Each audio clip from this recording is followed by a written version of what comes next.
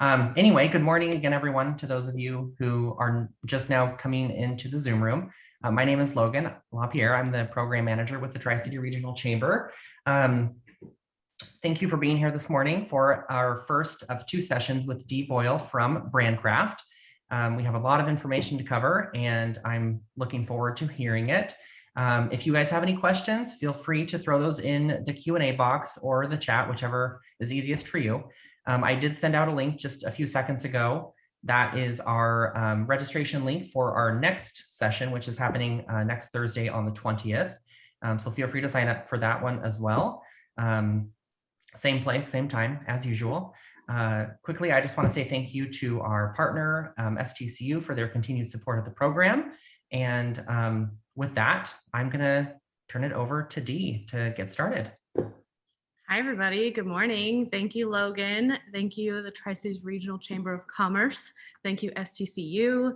I love this whole series, and I'm just delighted to be here. So again, my name is Dee, like the letter, the fourth one to be specific. I work for Brandcraft Marketing. We're a growth marketing agency in Tri-Cities. And one of the many things that we do is digital advertising, and specifically social media advertising. And that is what we are going to be talking about today. We could have so many hours by, a whole session on Facebook, a whole session on LinkedIn, a whole session on Instagram, a whole session on Pinterest. So this presentation specifically is a much high-level overview of some best practices and some channel-specific information. If you'd like to dive in deeper, at the end of this, I will put a meeting link in the chat. You can schedule a 30-minute call with me, and I can answer your specific questions. But this is a good overview to get you started. And I'm going to share my screen. This is, let's see how we do here. Woo! All right. If anyone has trouble seeing my screen, go ahead and hit me up in the chat. All right, so social media advertising, what every business owner should know. We're talking about social advertising, not organic management of your social media where you're posting constantly and regularly on your pages to create engagement. We're going to be talking about actually putting media spend to channels like Facebook or LinkedIn and advertising with them. All right. And before we get too far too, especially when we talk about channels like social media where there's a lot of information, a lot of noise out there, I always like to start and reinforce our tagline at Brandcraft that there's no shortcut. There's no easy button, that I will not give you any tips in this presentation that one thing will change your whole business. It's a constant moving target, but these best practices will keep you armed and ready to get started. So before we go into kind of those best practices, I want to just do a little one-on-one on what social media advertising is. This is where you actually pay for placement. This is an ad that or a campaign we are running on Facebook and LinkedIn for a client where you're paying and doing sponsored posts. As you can see here, sending a user to a landing page or a destination or asking them to call to either create a lead or opportunity or a purchase. Usually this works on cost per click. You can actually set up a few different campaign structures where you're paying by impressions or you're paying by total leads in a few different ways. But generally speaking, the most common way is cost per click. Few ways to use social media advertising is one, brand awareness. This is really great if you are, a newer entity just trying to get your name out there. We do a lot of brand awareness work in the nonprofit space. The next one is consideration. This is where it's, if you use old school sales terms, you have your cold, warm, and hot leads. Consideration is that warm lead area where you just want them to consider your brand, whether you just send them to a landing page or to download some information or engage, just to, at a minimum, participate and engage with your business or entity in some capacity that's non-committed. Conversion, this is the space that we like to stay in the most because every dollar you spend, we'd like to make a dollar. And this is where we're looking at either making purchases off of an ad or if you're in the service industry, create a lead opportunity for you. So paid social is an interesting beast. There's definitely some challenges. The landscape of paid social advertising has changed a lot in the last 5 years, let alone the last 2, especially around data privacy policies and all of these other things. So there are some challenges with the advertising on these platforms. One, user intent. When somebody is on social media, whether that's Instagram or Facebook or LinkedIn, their intent on that platform is not necessarily to make a purchase decision. They're there to get information, connect with people. They are not there to purchase anything or to give information. Versus other channels like Google, when people go to Google, they have high intent. They are literally looking for a service or a product. So it's advertising on Google is much different. We're there because they want us to be there, and we help them find what they need. On social, we're kind of distracting their day a little bit. So we want to make sure that what content we're using to advertise on that platform works, knowing that their intent is not there. There's a lot more competition typically on social channels just in general, as they've now popularized, and channels, especially ones like Facebook, have weighted advertisers. So as a business entity, it's harder for them to see organic content. So there's competition, but there's competition everywhere when you really think about it. Cost per lead can tend to be higher, or cost per click can be higher in certain areas, depending on how you're targeting versus other channels like Google, for example. But again, it's because the channel intent, right? On Google, the whole platform's purpose is to provide a resource. And if you are providing a resource for what they're searching for, they're going to charge you a bit less. On social, the intent is not there. So you have to pay a bit more per click to get in front of them. And the other thing that's with social too is you have to do a lot more testing, and the elements that you test to find success are greater than other channels. You're going to be testing different creative, you're going to be testing different audiences, you're going to be testing different headlines and titles. So a lot more A/B testing is involved, which can make it a bit more hands-on to manage as an advertising platform. But there's opportunities, of course. There's opportunities to leverage your own traffic from your website and client data, which is an exceptional best practice. And we'll talk more about that later. Warm lead prospecting, I like to, again, kind of use sales terms. Social media is a great opportunity to expand into that consideration space, those warmer leads that might not be ready to make a purchase decision, but you're kind of luring them in when they're ready. Versus like Google, they're looking for something right now that's a pretty hot lead, and you can serve it up to them quite easily. And then overall reach. Everyone is on social channels every day. I think the average person spends 34 minutes on Facebook still in 2021 and 2020. So that is where your people are.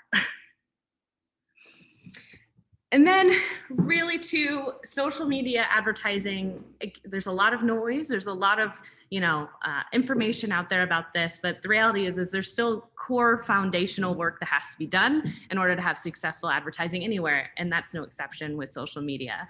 So just make sure that you have a clear understanding of your audience.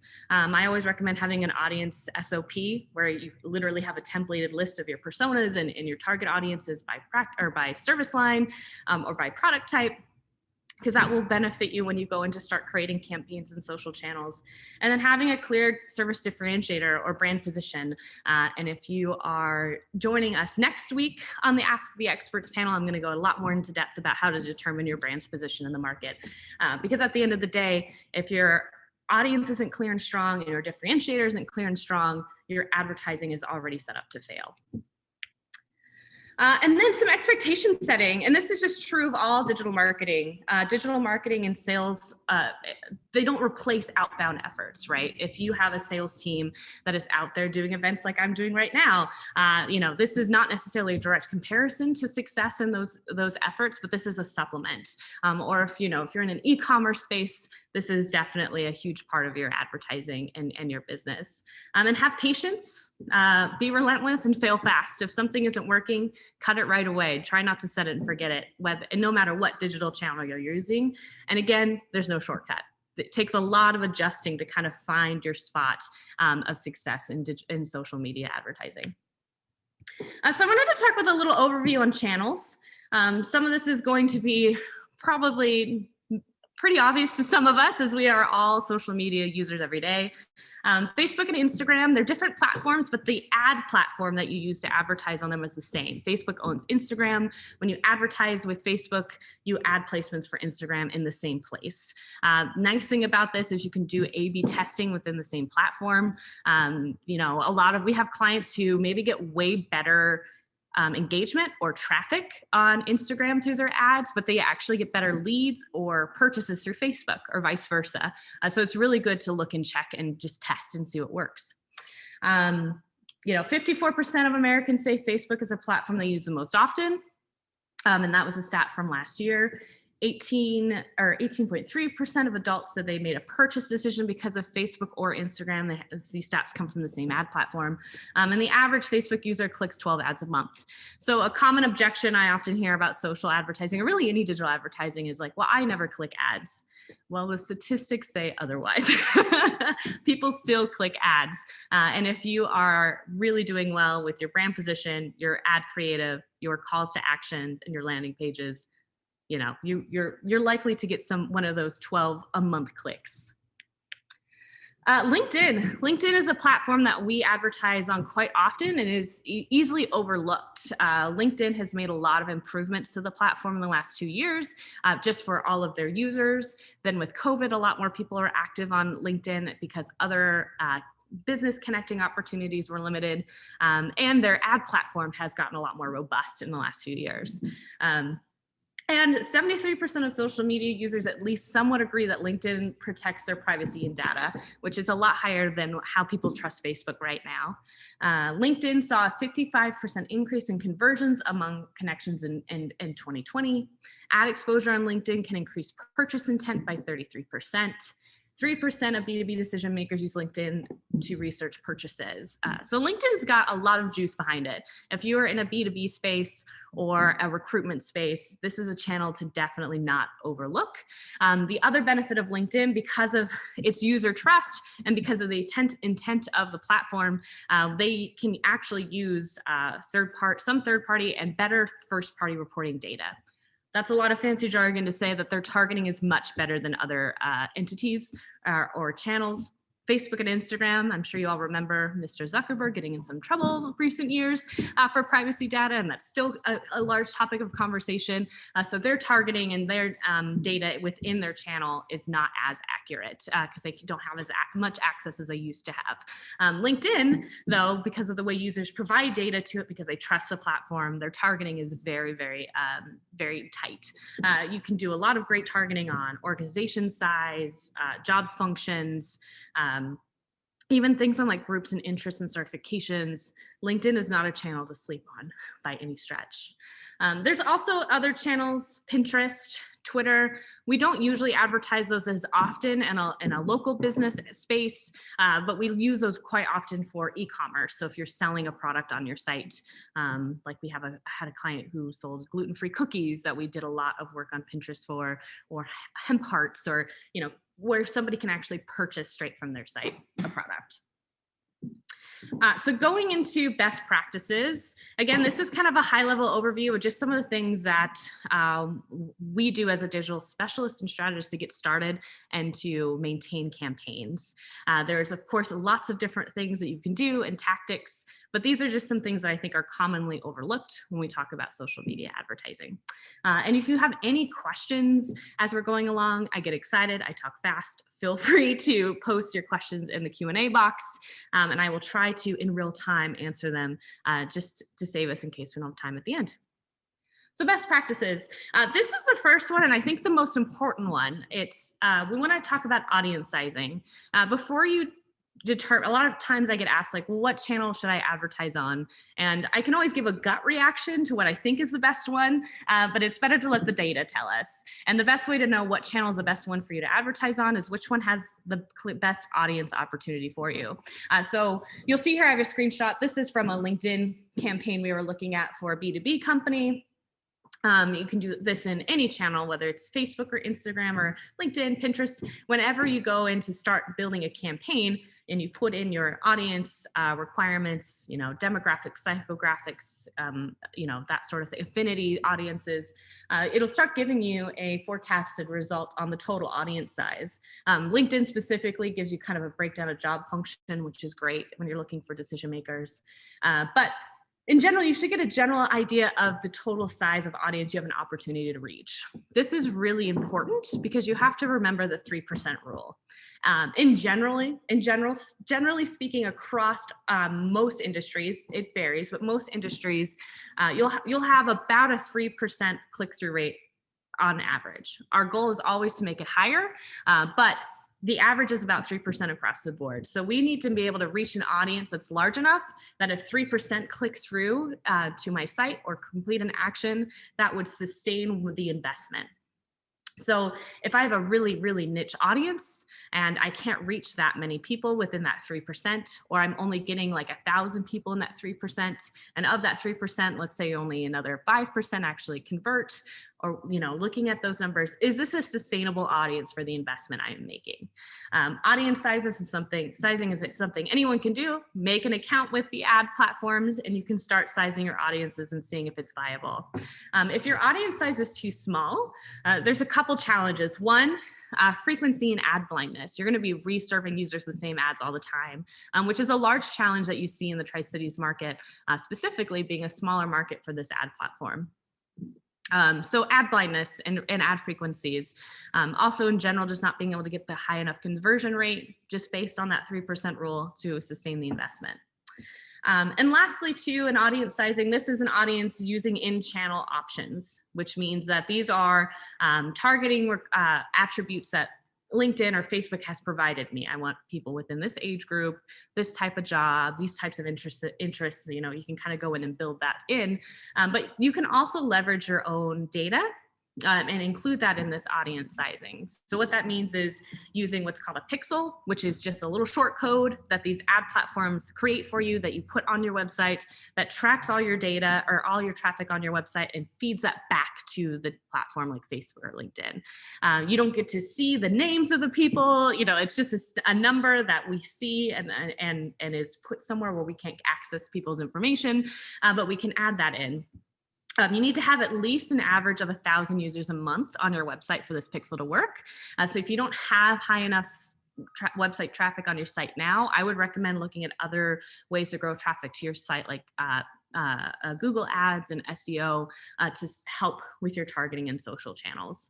Because the benefit of this is data you own. These are people who've already shown intent in your product because they've been to your website already, and you can either retarget, which is great, especially if you're in the e-commerce space and you have somebody who's adding items to their cart, but they abandon their cart. We can retarget them and kind of say, are you sure? Are you not interested? Or you can do something called lookalike audiences, where you can take that data of your traffic and tell Facebook, I want people who look like these people.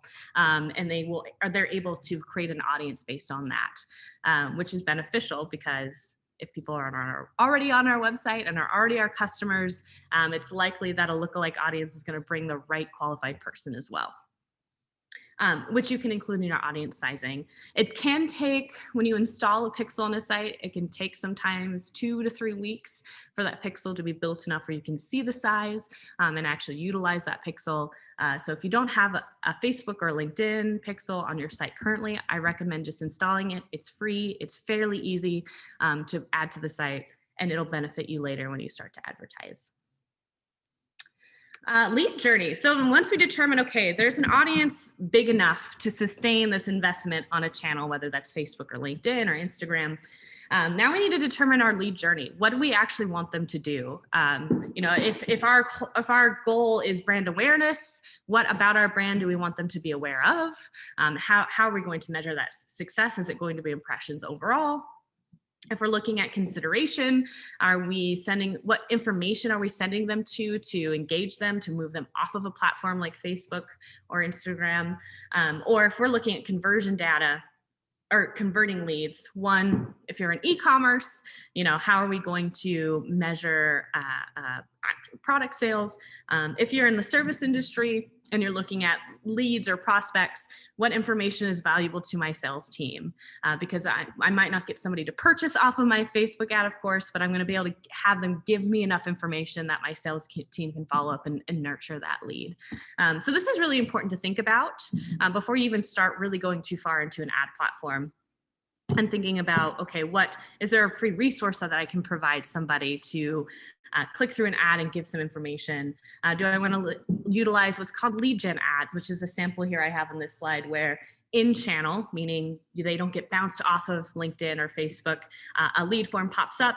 It'll auto generate their information from the channel because Facebook and LinkedIn has that. They'll autofill their email and their name or whatever information you deem important. They click submit and it either goes to you in a spreadsheet, or if you have a CRM like a Salesforce or something like that, it can go straight to that place. And thinking through that. Do I have appropriate landing pages for where I want to take them? Are these landing pages great for social channels? And are my landing pages great on a phone? Because most of these users are going to be clicking through on a phone and looking at that. I would generally say if you are looking at a conversion campaign, meaning you want somebody to actually provide lead data or make a purchase from this ad, landing pages are extremely, extremely important. You want landing pages that are custom to the ad, that kind of mimic the ad experience. You want to make sure that those landing pages have really solid sales copy and calls to actions, whether that's a downloadable resource or even like an event like this, a registration. Those landing pages are important. If you're sending Facebook ads or any digital marketing ad for that matter, just straight to your homepage, that's likely not going to get you a lot of conversion. It will be great for brand awareness, that is your goal. That's cool. But if we're looking at conversions, you want to make sure that your landing pages are top notch, and also look at load speed. We find that load speed from Facebook to landing pages or LinkedIn to landing pages can be slower than your load speed in general. If you've ever done like an SEO grader tool, ran your website through and checked your load speed can be slower on channels on like Facebook. And the best way to test that is to literally preview your ad, click it on through to your phone and checking how long it takes to get to your website. We have clients who, depending on the size of their site or how their site's host, we do advertising for clients that we don't necessarily have control of their website. We have found that moving them to lead gen ads instead of having them go into a landing page works better because of that site speed. So something to test that's often overlooked. Campaign KPIs. So we know our audience is sustainable. We have a good size. We've talked through kind of the sales journey we want to take them through with this ad, whether that's providing them a free resource or creating some brand awareness. We've really mapped that out. We also want to talk about campaign KPIs. And there's two ways to look at it. There's our KPIs as an organization, and then there's the objective of the campaign and how we build it in the channel. So you'll see here, this white box up here is a screenshot from Facebook's ad platform. When you go to create a campaign, it asks you what your objective is. Obviously, brand awareness and reach and engagement, all of these things mean certain things to us, but to Facebook, this also means how they're going to charge you for your ads. The most common one is in this consideration area and traffic. We're just going to pay per click, which is where I recommend you start in most cases. If you have some pretty solid success in lead gen, you can have it charge you by lead generation or lead form completed.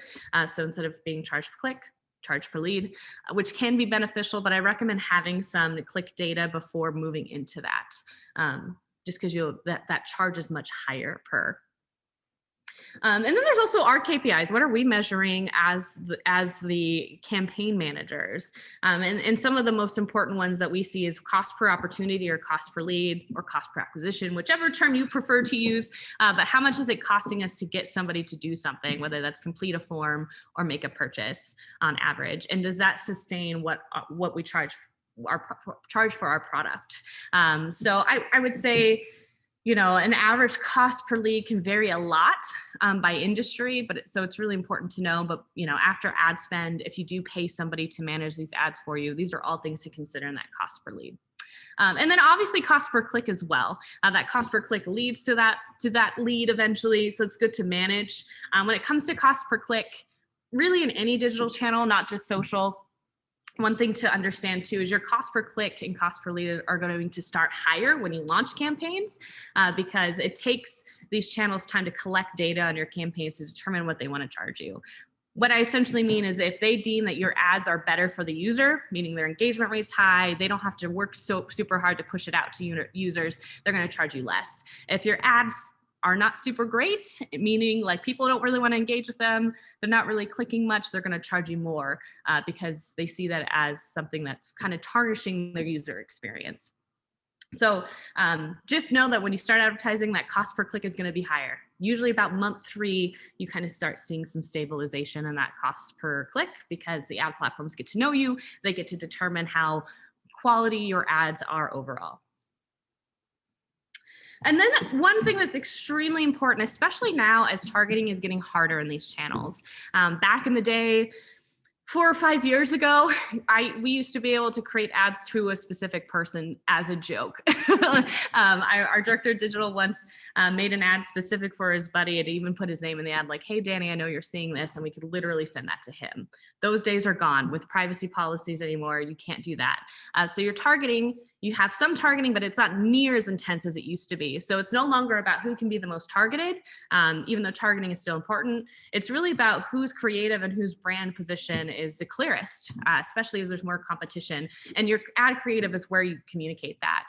The words you use, the visuals you use, you really cannot be lazy in your creative to be successful in social media advertising, especially when you're on a platform where their intent isn't to buy something. So you better not ruin their experience on the platform.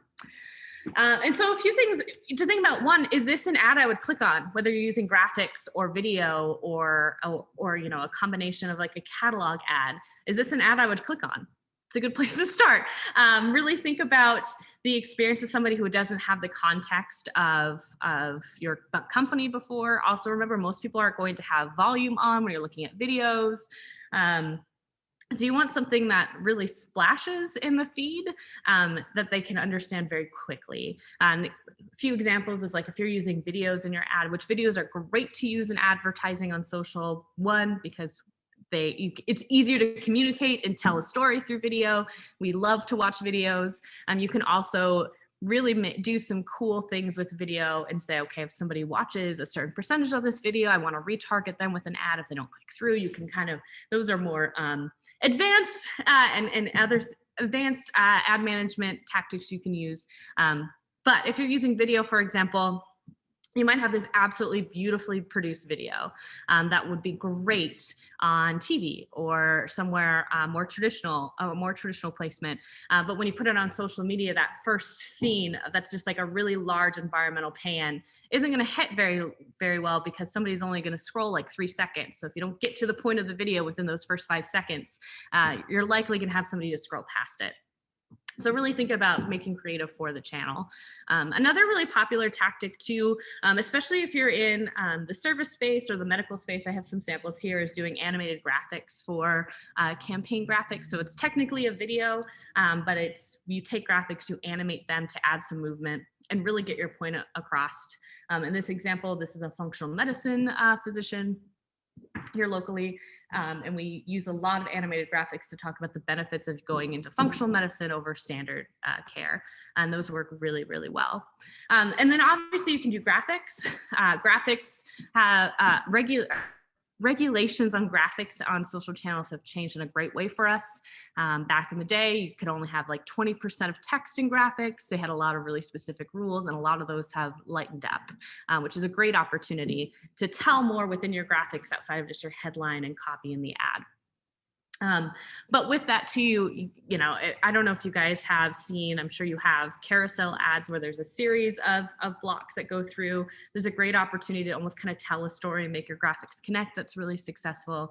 So really challenge yourself when it comes to your ad creative for social channels. And ad creative, even though this is not technically a part of building your ad, but it is where people actually convert, is landing pages again. Making sure your landing pages look really sleek and are really easy to use. They mimic the ad copy and the ad graphics so that the user doesn't feel jolted in their experience from clicking through. And really, really watch that landing page. Because the ad, when it comes to social media advertising, generally, unless you're doing lead gen ads, our whole goal is to take them somewhere else or for them to do something. And that landing page is where they actually decide to make a decision. So never overlook those landing pages or your website. The next thing in creative too that I always say is good to watch is to watch ad frequency. So after you've launched your ads in the platforms, they give you an ad frequency, which essentially means about how many times on average an individual user sees your ad. There's kind of a sweet spot, and sometimes you have to test it and just see based on performance where that sweet spot is. But if you're starting to see that people have seen the ad more than 3 or 4 times, what you'll probably start experiencing, or the users will start experiencing, is what we call ad blindness. They've seen the ad so many times now, it doesn't really stick out to them. They've kind of moved on. When I started doing social advertising, again, years ago, 5 years ago, there wasn't as much competition. There wasn't as many people fighting for ad space. So you could run an ad for about a month or two and still see great benefit. That's really not the case anymore. And you almost have to change ad creative about every 2 to 3 weeks, depending on your targeting, just to make sure that you're not creating ad blindness where it's now ineffective to your audience. There's a few ways to do this too. You can, maybe just update graphics or create a series of ads. Maybe come up with a new way to present something instead of just using graphics. Maybe use video, but very, really cautious of ad blindness. It's something that's often overlooked, and you're already investing the money. So make sure you're updating your creative so people aren't kind of turning off to it. Yeah. So I want to open the floor for the next 30 minutes about questions and comments. Again, this is a really high overview, and we have kind of a mix of folks in the audience in a lot of different industries. So I would really love to hear from you in the Q&A box about your questions on advertising. And if not, I can just kind of go into some more best practices about ad spend, some things that we're seeing recently in certain channels. But I would love to open the floor to you, whether you're considering advertising in social channels, or you have done it already and have maybe not found success, and we can work through it here as a group. And you can put them in the chat too. I actually, if I can, I'm going to jump in really quick. Yeah. We had a question on Facebook. Oh, great. So this is from, I believe it's Raleigh Hawthorne. She's asking if you have any tips for political campaigns because of the different rules, especially over the last, I know there was a ton of restrictions and everything put into place back over the fall. So she's wondering if you have any tips for those types of ads. Yeah, I mean, in general, the tips are going to be the same. There's no really workaround to the regulations for political campaigning policies that I can really speak to. And we, at myself and Brandcraft, I don't think we've ever advertised for a political candidate ever too. So I can't really speak to that experience too far. But in general, I would say really watching when you launch campaigns, if you get them approved, really watch closely to that frequency that we talked about, just because of the regulations and the targeting that you're able to do is pretty broad within that regulation. So just watch that ad frequency and update that creative as often as possible. I think because of the regulations, and you see kind of the same thing with fair housing, people in real estate and finance as well, because you are limited on what you can target legally, that ad frequency is something to watch. As much as you can, and try to make A/B test a lot of messages at once, especially if you're trying to reach, you can't technically target people by demographic or psychographics, I believe, but you can still speak to people within your ad creative. So running multiple ads at a time that speak to different types of residents within your city is a recommendation I would make as well. Perfect, thank you. Yeah. Another question, this was actually in the news kind of recently, with iOS 14.5. Mm-hmm. There was some news about the ability to track potential customers Do you know if you have anything to share on that matter? Yeah.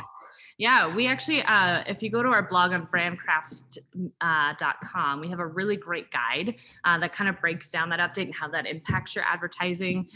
Overall, it's one of those things that you have to wait and see a little bit, but what we're seeing and what we're predicting, I don't think it's going to be as much of a hit as it sounds. Users are pretty used to now giving permission to give data. You go to a website and you give permission for cookies and for tracking all the time. We're pretty well trained for that as a user. So it's not something I think is going to hurt us too hard in the long term. It might in the short term, especially learning about how that impacts tracking pixels and so on. But the long-term effects seem mild so far. And also, these are policies that are going to continue to happen as privacy policies are a hot topic with users. And so that's why brand positioning and ad creative is extremely more important than it ever was before, because targeting is going to be harder with those policies. Thank you. Yeah. So far, that's all we have on Facebook. So do you have any other best practices you want to throw our way? Yeah, absolutely. I think the one thing too, with my role at Brandcraft, I'm a brand growth strategist. So I'm usually kind of the front line of defense when somebody's like, I need to do marketing, I don't know what to do. And they meet with me first and we kind of evaluate our options. And social media is usually the first one always brought up. And because it's what we know, we use it every day.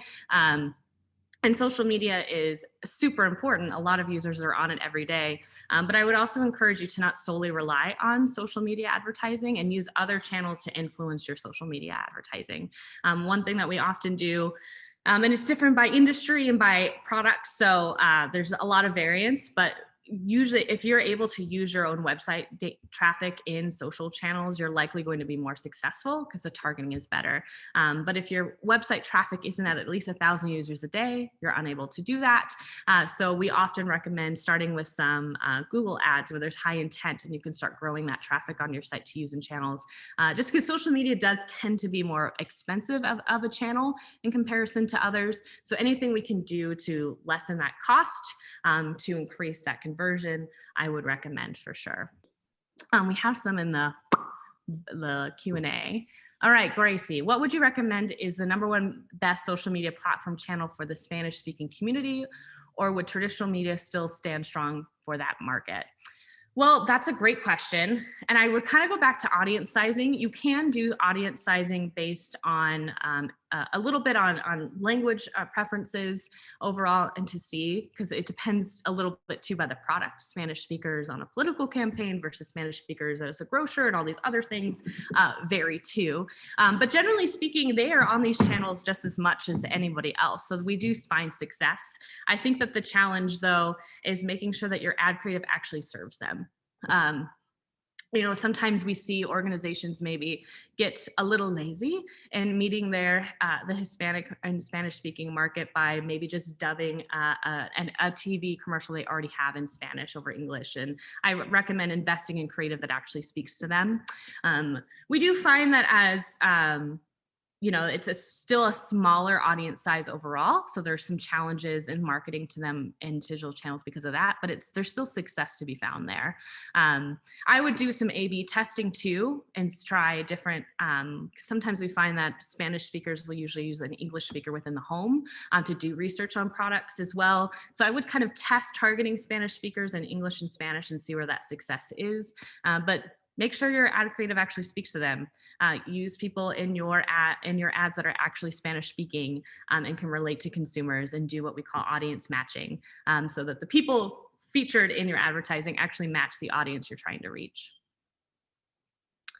Have you heard of anything about Facebook doing with their analytics and or if they will be replacing those stats? I'd have to know what analytics specifically you're referring to. There's a lot of different types of data within Facebook and analytics. So I would need a little bit more clarification on what specifically you're looking at. But overall, no, that data is what keeps advertisers with them. So the only thing I could kind of see a bit, again, is going to be more related to targeting, but not your actual campaign analytics. Targeting is going to increasingly get harder, again, just because of privacy policies how that's changing overall. As a nonprofit, a lot of our ads are focused in print advertising. Would these same ads work on social media, or would it be better to create something completely new? The answer is yes and no.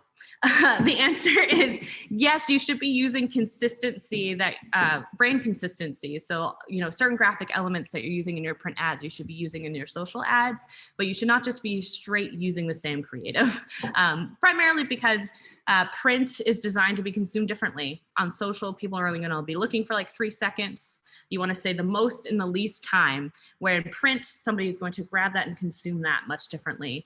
So use some consistency in graphics and copy as you can, but typically speaking, the digital channels are going to want something much more concise, something with a little bit less text, and so forth. So what I recommend for all organizations, but especially for nonprofits, is when you do come out with a campaign, whether it's an event or a fundraising campaign, have an assets list that includes social graphics when you're developing those flyers in print. So they're all developed at the same time. They're using similar graphics and a similar look, but they are not necessarily exactly the same. And carousel ads are really great for this too, because you can do still graphics and a slider where you have more room for written content, because most people on this device aren't going to be able to read super small print or want to or care to.